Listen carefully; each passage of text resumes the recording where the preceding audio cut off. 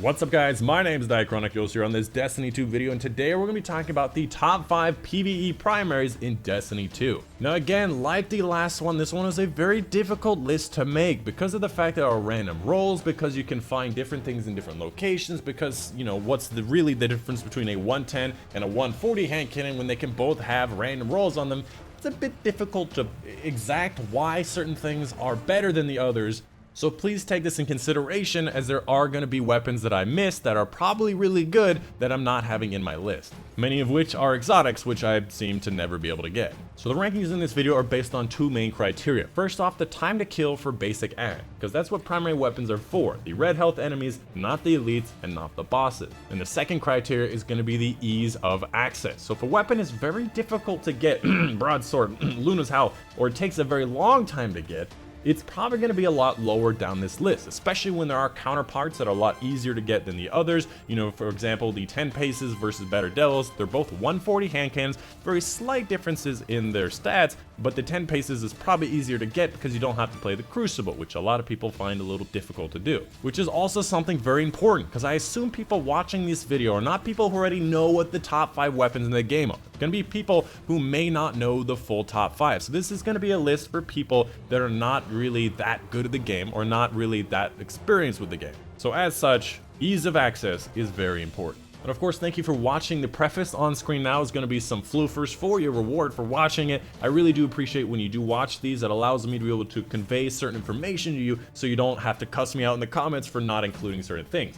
That being said, there will be honorable mentions at the end, so make sure you stay tuned. Actually watch the honorable mentions before you start typing furiously in the comments below. But if there is something you want me to know about certain weapon that should have been in the top 5, please do leave it in the comments down below, because I am a Destiny nerd just like you guys, and I want to go out and get those weapons that are really nice. Coming up at number 5 in this countdown is going to be the Arsenic Bite / Tyranny of Heaven Legendary Bow. Now before you guys all start running away, clicking away, oh my god, he mentioned a bow? I can't watch this whole top 5 when his first item is a bow. Give me a chance, this weapon is actually better than you think, and the next few weapons, don't worry, they're not going to be any more bows. Second up, I know that I mentioned 2 weapons. I'm going to be doing that in a lot of locations in this countdown because certain weapons are just carbon copies of the other. So first off, Arsenic Bite is going to be a random world engram drop in pretty much the Tangled Shore and Dreaming City. It is an arc bow, and it is some of the fastest draw speed in the game. Tyranny of Heaven, pretty much the same draw speed, a solar bow that drops in the raid. Now right now there's a bit of a glitch, a bit of a bug where the curated loadout on the bow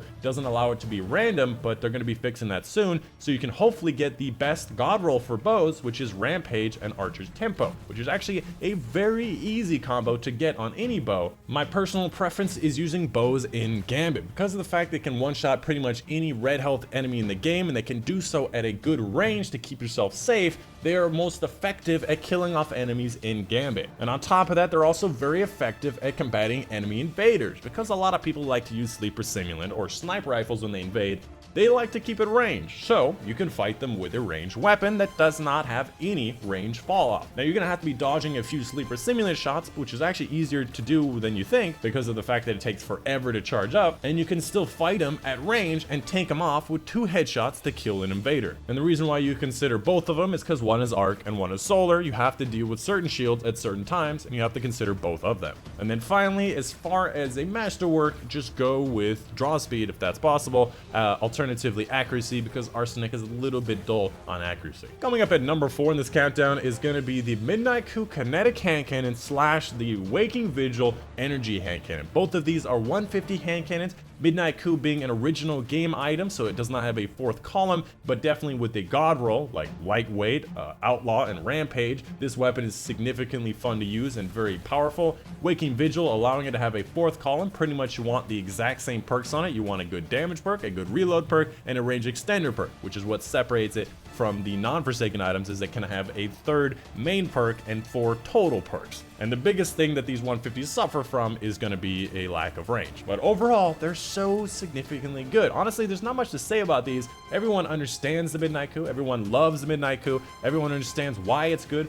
There's a reason why it's also better than the 140s, is because they can pretty much one-shot headshot anything that the 140s can, but they can do it at a 150 RPM. These weapons are great. I recommend you use them. They're not completely outdated, and I think even when the new kinetic hand cannon 150 for the primary slot and all that stuff comes out, the Midnight Kill will still be extremely powerful because it is still a god roll from year one. Coming up next at number 3 is gonna be the Duke Legendary Hand Cannon, a personal favorite of mine at a 110 hand cannon and modeled after the Fatebringer from Destiny 1. This weapon is a beast to use. Now, I've always been a personal prefer of the 140 hand cannons, but after using this, I realized that I fire too quickly with 140s and I always end up missing, but with a 110, it forces me to slow down and it does some incredible damage at some incredible range. This weapon drops randomly in the Dreaming City as well as the Tangled Shore, so you'll have an easy access to have this drop all the time. I get them all the time dropped while doing blind well in the chest or randomly throughout the world. This weapon drops all the time. The best perks on this weapon are going to be the same as every other hand cannon. You want a good damaging perk, you want a good range extended perk, and you want a good reload perk. Especially with the 110 hand cannons, the reload is very, very slow. So my particular favorite on this hand cannon is going to be Rampage, Outlaw, and Ricochet rounds. Now this can be swapped out for so many different things. Rampage can be swapped out for Kill Clip, but I think Rampage is so much better on hand cannons than anything else. For the reload perk, instead of Outlaw, you can go with Light Mag, Drop Mag, Rapid Hit. These all help the reload. Instead of Ricochet rounds, you can go with Rangefinder. You can go with the over-penetrating shots, pretty much anything that will increase your range. And then finally, for the sights and all that stuff, go with whatever increases your range without sacrificing too much of the handling, because handling is actually really nice to have. And then finally, Masterwork, increase the range, because that's how hand cannons roll. Increase the range, baby. As a mod, I use target acquisition. Getting better target acquisition because I'm so bad at hitting my shots, it really helps out. Alternatively, Icarus Grips also works. Coming up at number 2 in this countdown, another personal favorite of mine is going to be the Chattering Bone Legendary Raid Pulse Rifle. Now this 540 Pulse Rifle, in my opinion, is better than every other Pulse Rifle in the game in so many reasons, which is why you're not going to see another Pulse Rifle on this list. Now, it is better than the Bygones, it is better than the Go Figure, better than the Right Side of Wrong, better than the Inaugural Dress, for the reason that it has a better stability, has a better fire rate, and is more easily controlled, and overall is just easier to kill enemies in my opinion. And then lastly, it is a better curated loadout from the raid. So if you get it as a drop on the raid, it has a high likelihood to be the curated loadout, which is going to be Kill Clip, Light Mag, and High Impact Reserve. Now the High Impact Reserve is not the best part about it, that could be traded out for some rage, but it also has a range masterwork on it. So overall, the range on this is significant. Now in the past, we've had other 540s, the Trials one, we've had Autumn Wind, Time Worn Spire. They've always bounced in random directions that were never really controllable, but this 540, for some reason, decided that it is a very stable 540. I'm not exactly sure how they can reason that these 540s, the new 540, the Chattering Bone, can be so much better than the previous ones, but it is. And I highly recommend, if you do get it to drop in the raid, you use it. It is incredible for both PvP and PvE. I think I got second place on both of them. This weapon is amazing. As far as mods go for it, I used the one where you kill minor enemies a lot quicker, but you know, you can use whatever you want. And finally, coming up at number 1 in this countdown for the number 1 weapon for PvE, killing all that stuff.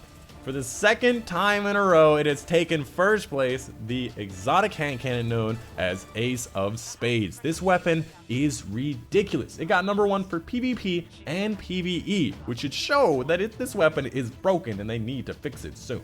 Did you know that the Ace of Spades has the second highest range for any hand cannon in the game, only behind the Sturm, a 110 hand cannon, and only after its Catalyst raises its hand cannon, it is only behind it by 5 points. That's right, the Sturm at 91 and the Ace of Spades at 86. To give you an example, the next 140 hand cannon of Better Devils has a 60. That is a significantly higher range than the Better Devils. And that's not to mention the most overpowered part about this weapon is gonna be its perks. It's got 2 perks that are actually 4 perks. The 4 perks in the game that we like better than any other perks in the game for hand cannon. First off, we've got Momentum Mori, which acts kind of like kill clips, giving you basically 6 shots. If you get a kill, reload, you get 6 shots of extra damage. If you get a headshot kill, you get a faster reload like Outlaw, exactly what we wanted. You can aim down sights and see the radar, which is just icing on the cake. And if you do get a headshot kill, it also explodes like Dragonfly. I cannot believe for the life of me that Bungie